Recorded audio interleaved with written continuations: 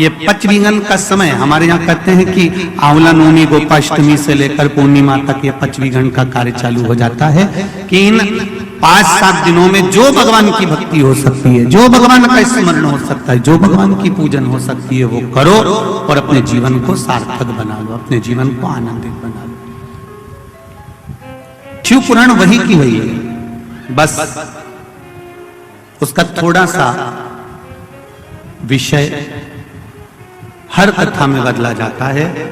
इस कथा में जो विषय रखा है वो हरिहर रखा है, हरिहर शिव पुराण की पूर्णिमा के पहले से जो 5 दिन गिने जाते हैं, 5 दिन जो देव दीपावली के होते हैं, उन 5 दिन में शंकर भगवान को जब जल चढ़ाने के लिए जाओ तो एक नियम ले लो कि 5 दिन में शंकर भगवान को जब जल चढ़ाने के लिए जाऊंगी तो शिव जी को जल चढ़ाने के लिए लेकर जाऊंगी, उससे पहले मैं आंवले के वृक्ष के नीचे थोड़ा सा जल छोड़कर, बेलपत्री के वृक्ष के नीचे थोड़ा सा जल छोड़कर, पीपल के वृक्ष के नीचे थोड़ा सा जल छोड़कर, उसके बाद अशोक सुंदरी वाली जगह पर जल छोड़कर, फिर गौरा पीठिका पार्वती जी का हस्तकमल उस पर जल छोड़कर, फिर भगवान शंकर के ऊपर मैं जल समर्पित करूंगी। जल चढ़ाने का मुख मेरा उत्तर का होगा, अर्थात आप दक्षिण में खड़े होगे जल चढ़ाओगे तो उत्तर में बहकर जाएगा। 5 दिन अगर आपने ये 5 दिन का नियम धारण कर लिया शंकर को जल चढ़ाने का, तो ये निश्चित है 5 स्थान से जो हमें अशांति मिलती है, मन में पूरे वर्ष शांति बनी रहेगी, कभी क्लेश नहीं। संपत्ति से अशांति मतलब लक्ष्मी नहीं आ रही है, टेंशन बना हुआ है, कोई पैसा खाकर बग गया, कोई कुछ लेकर बग गया, कोई कुछ कर बग गया, उस शांति के लिए भी हमें भगवान शंकर।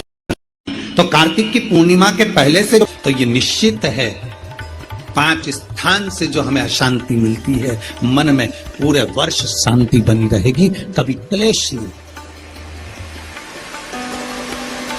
संपत्ति से अशांति मतलब लक्ष्मी नहीं आ रही है, टेंशन बना हुआ है, कोई पैसा खाकर बग गया, कोई कुछ लेकर बग गया, कोई कुछ कर बग गया, उस शांति के लिए भी हमें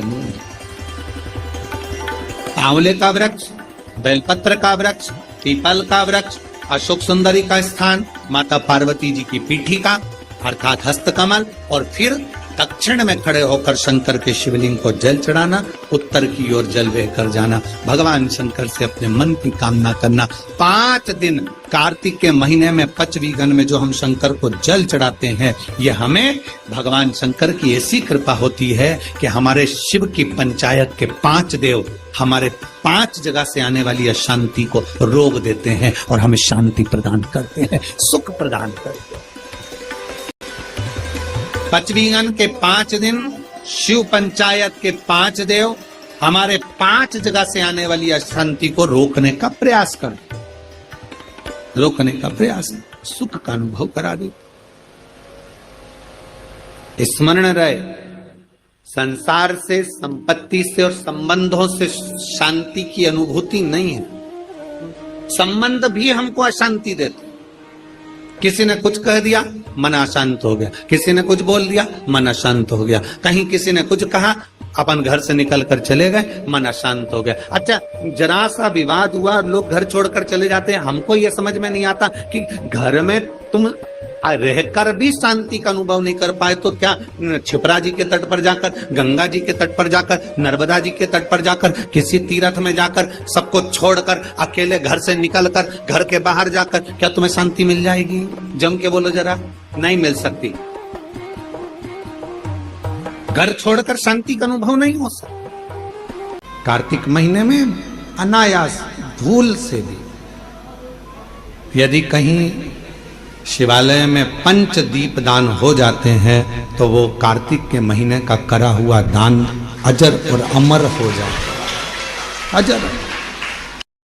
जब आप तकलीफ में होते हो तो 3 शंकर को जल चढ़ाने वाला, 1 लोटा जल चढ़ाने वाले के पास 3 को भगवान शिव अवश्य भेजते हैं। दुख को समाप्त करने से पहले 3 को मेरा शंकर आपके दरवाजे पर जरूर भेजता है।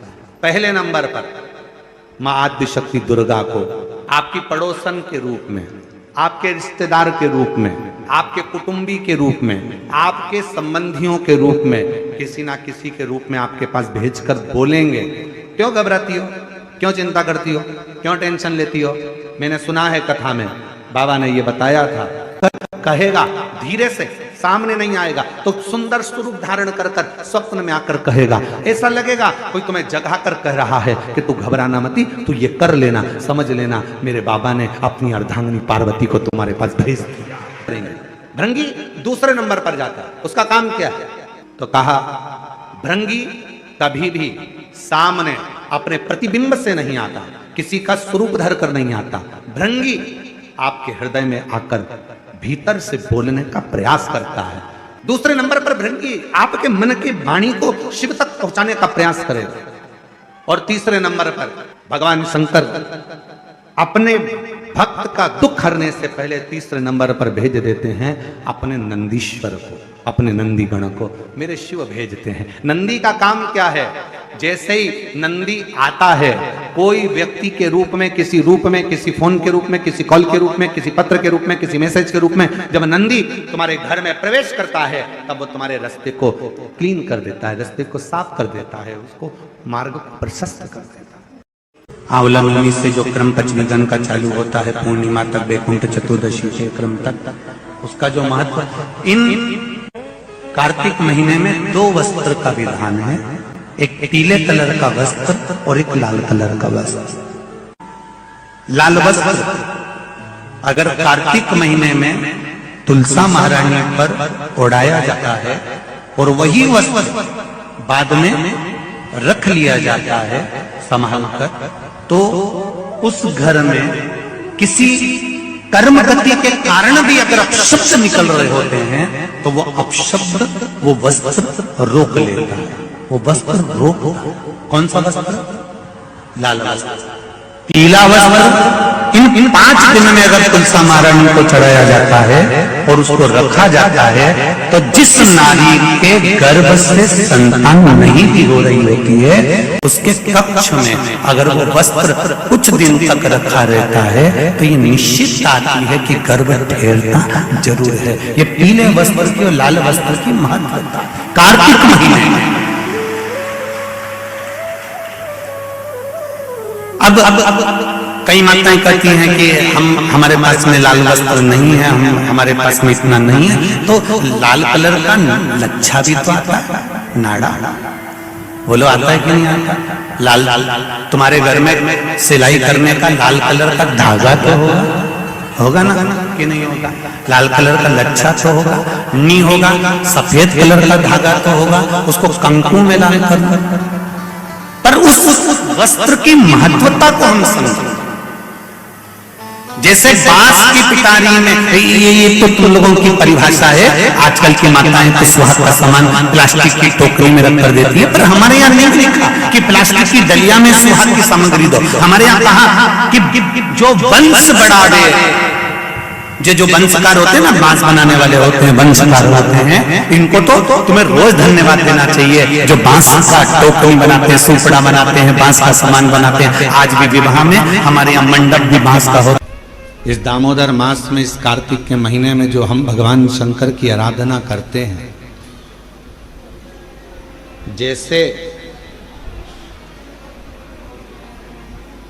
मंदिर में या पंच वृक्ष के नीचे बट वृक्ष, आंवला, पीपल, शमी, बेलपत्र, ये जो पंच वृक्ष हैं, इन पंच वृक्ष के नीचे जैसे दीप दान किया जाता है, शिवालय में, देवालय में, भगवान के मंदिर में दीप दान किया जाता है, या अपने घर के अंदर या घर के बाहर प्रतिदिन दीप दान किया जाता है, तो कार्तिक महीने में अगर भूल से भी,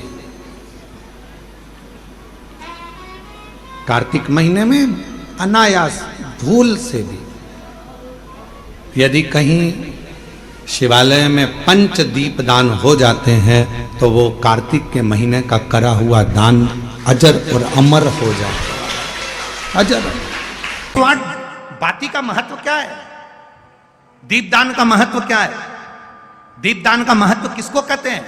दीपदान कैसे करा जाता है कार्तिक के महीने में? नदी में नहीं, कार्तिक महीने में दीपदान करा जाता है। शिव पुराण कह रही है, शंकर भगवान की कथा कह रही है, शिव तत्व कह रहा है। घाट पर गंगा का पानी, यमुना का पानी छोड़कर, दिया जलाकर, दिखाकर, पूर्व की ओर मुख कर कर, भगवान की ओर स्मरण कर कर, अपने पूर्वजों का नाम लेकर घाट पर दिया रखा जाता है, ना कि नदी में छोड़ा जाता है। अब तुम तो इतने खुश होते हो कि नदी में छोड़ दिया, मैया ने ले लिया। मैया से तो पूछो कि उनकी हालत क्या है। तुलसी जी में दिया लगाने चली, तुलसी जी